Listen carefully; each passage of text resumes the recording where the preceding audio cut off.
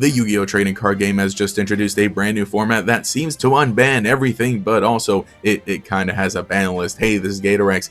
Yeah, Yu-Gi-Oh! Genesys, that was the announcement this morning. Let's go ahead and talk about it because, sure, it seems kind of interesting with some of the rule changes and the restrictions to deck building, but also a lot of Yu-Gi-Oh! Fans, just like a horse, have the blinders on, they see 2 Maxx C, and they're out of there. Let's go ahead and break that down. So here on Twitter, we've actually got the announcement, Yu-Gi-Oh! Genesys, fun little trailer, and then obviously on the actual website that gives all the details. So effectively, it's a point-based deck building system. Let's go ahead and talk about what is Genesys. No link monsters and no pendulum monsters are allowed. We got a dueling book room here. All other cards are allowed. The original field layout is used with no extra monster zones nor pendulum zones.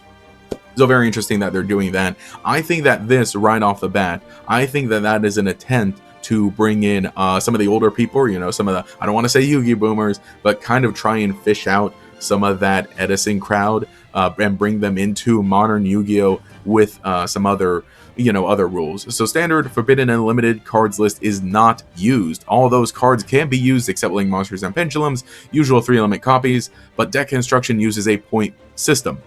Some cards are assigned a point value. Most cards have 0 points, and then the total points. And then the main thing here is that the standard point cap is 100. So that's effectively how it works. So here we have a list, and for the most part, every card that is not on this list has 0 points. That's what it appears to be the case. But obviously, we got stuff like Abyss Dweller being worth 100 points. So what that means is if you're playing in an event that has a 100-point cap, Abyss Dweller is your one main thing you can use here, and everything else in your deck and extra deck on top of that too has to be 0 points.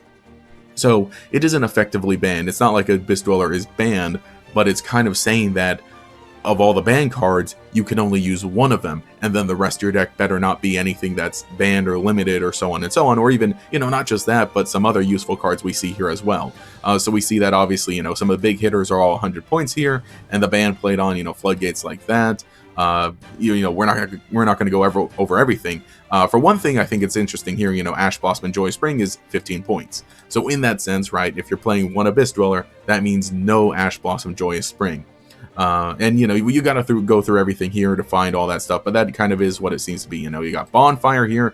Book of Moon also just happens to be worth 7 points, so that's something there. Let's go ahead and talk about the interesting thing here. We got Maxx C, that's going to be right about the middle. Maxx C worth 50 points. So what that means is you can play 2 Maxx C, however, everything else in your deck better be 0 points. Again, different events and different locals can use different maximum point values, but I'm going to assume that every Konami one that's like a side event at a tournament is going to stick to the 100, and I honestly personally believe that everybody should try and stick to the 100 because that seems like the most fair, purely because Maxx C's here. Maxx C is a whole other rabbit hole in its own that we can talk about. Maybe we'll have some other discussion there. I don't mind it all too much in Master Duel, as long as I'm on the Maxx C, I'm the one activating it, right? So that makes some really interesting things here. You can play 1 Maxx C, and then you can also use your points for some other things. So sure, you can't have the 2 Maxx C, but what are you going to draw on that? We got a lot of other powerful stuff here, and all your important cards here. Like if you play 2 Maxx C, you get no Ash Blossom, right? So I guess that's sort of the thought process. I still do think that Maxx C should have been 100 points. Or 75 at the least. I don't think it should have been 50. 75 actually doesn't sound too bad for it. Because, like I said, I'm fine with it. I think it'd be really interesting to have one in the format. And again, using this system here, that effectively makes its own ban list. At the very end, looks like we have 505 cards total in this list. And again, you can look at it through your own, at your own pace. But again, you got like Zodiac here. Stuff that's been pretty historically powerful and has historically had cards, on some list at some point. Sometimes I think, some of the values assigned to these cards can seem a little arbitrary. But it is also really funny because, this list includes everything from 100 points to even 1 point. What's this that has 1? Stardust, Cypher, Divine Synchron there. Swap Frog is even there at 33 points. So meaning you could play your 3 Swap Frogs, but that's most of your values. So I think it's going to provide a really interesting way of deck building. And it's something that I would want to try out too, and I really do hope it does get more support. And I think also the interesting thing too is that potentially, maybe like ban list adjustments, maybe we could even see point adjustments, you know, more cards put on the point list. I really do hope that this is something that's like very much so like more supported. You know, we've seen a lot of funky shenanigans go on with Time Wizard slash time travel events with Yu-Gi-Oh specifically, and I think that this is a way that kind of incorporates some of that retro format in the sense that there are no link monsters, there are no pendulum monsters, right? So it kind of gets you to the Xyz era days, but still lets you play with new cards that are in the main deck, or new Xyz monsters or new Sacred monsters that have since been added.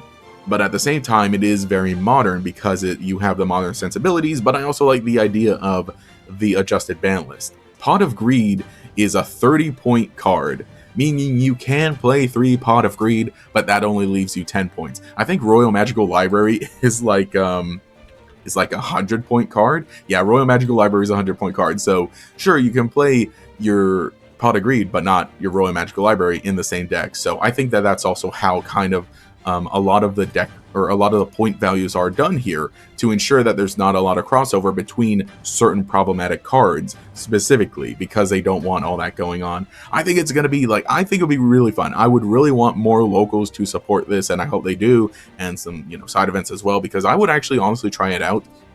It doesn't really seem like something that you could do in Master Duel.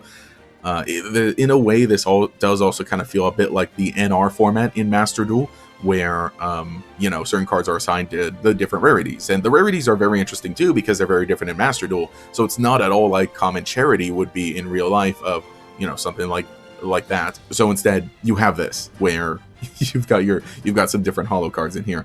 I think that's a big thing. I really got to look in here. Sword Soul Moyi, that hits me. So wait, hang on, is Moyi a 3-point card?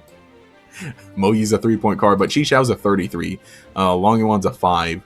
And then Emergence is a 33. So that makes it really interesting of like, okay, if you want to play Sword Souls, and again, that applies to me, what do you play? Obviously, you can play your 3 Moyi, okay. Maybe you even just get the Emergence at that rate. You do your 1 Chi Xiao, you can have your Max Longmons there. So, but then also, that's just not including the extra deck.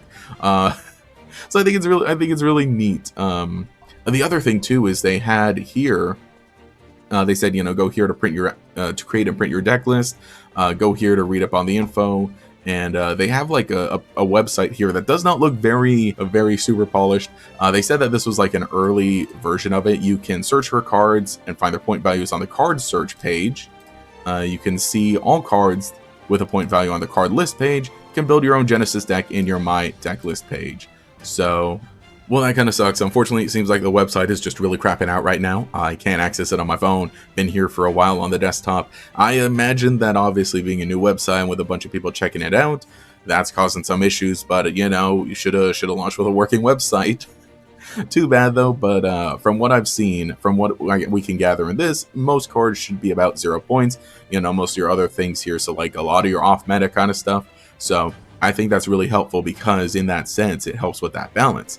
Because then if you play like something on this list, or something that has like, you know, pretty powerful pieces, right, then you're not going to have a lot of access to, say, your staple stuff. Again, your Maxx Cs, your Ash Blossoms, your probably Infinite Impermanences here, right? And then, you know, if you're playing something else off meta, or if you're playing like a Rogue deck or tier 3 or lower or whatever, then you're going to have access to all these pieces. And on top of that, look, Infinite Impermanence is a, Imperm's a 15-point card. So hey, you got all that.